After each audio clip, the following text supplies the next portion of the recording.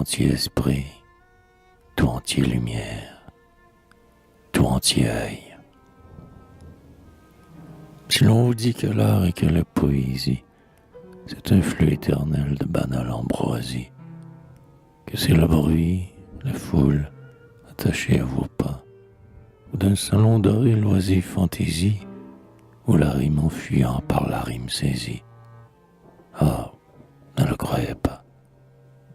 Ô poète sacré, échevelé, sublime, allez, et répandez vos âmes sur les cimes, sur les sommets de neige en butte aux aquilons, sur les déserts pieux où l'esprit se recueille, sur les bois que l'automne emporte feuille à feuille, sur les lacs endormis dans l'ombre des vallons.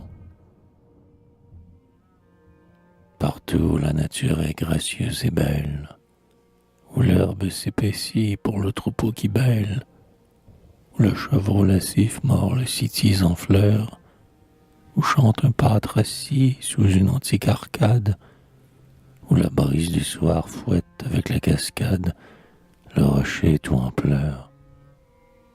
Partout où va la plume et le flocon de laine, que ce soit une mer, que ce soit une plaine, une vieille forêt aux branchages mouvants, île au sol désert, lac à l'eau solitaire, montagne, océan, neige ou sable, onde ou terre, flot oscillant, partout vont les quatre vents.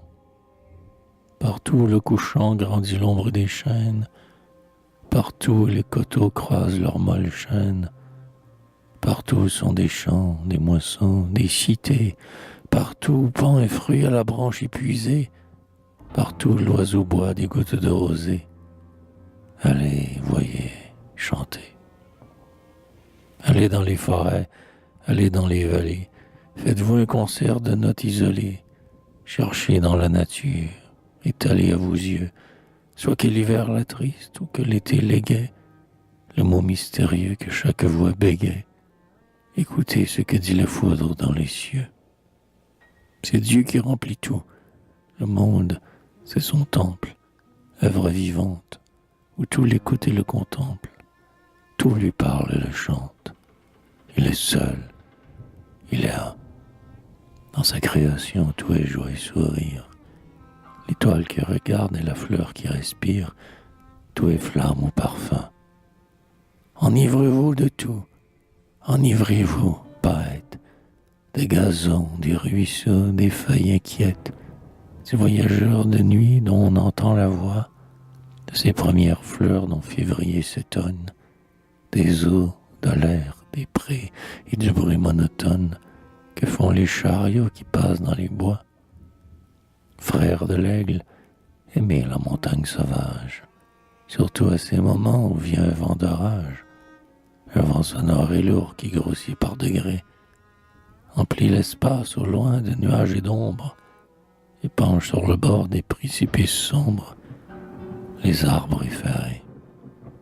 Contemplez du matin la pureté divine, quand la brume en flocons inonde la ravine, quand le soleil, que cache à demi la forêt, montrant sur l'horizon sa rondeur échancrée, grandit comme ferait la coupole dorée d'un palais d'Orient dont on approcherait.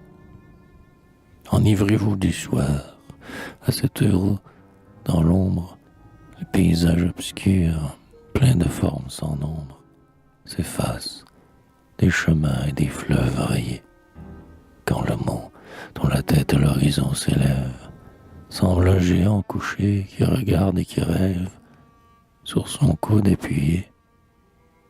Si vous avez en vous, vivante et pressée, un monde intérieur d'images, de pensées, de sentiments, d'amour, d'ardente passion, pour féconder ce monde, échangez-le sans cesse avec l'autre univers visible qui vous presse. Mêlez toute votre âme à la création.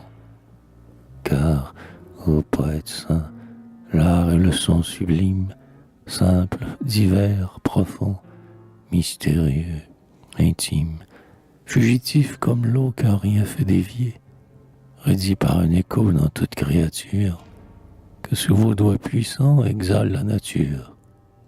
cet immense clavier.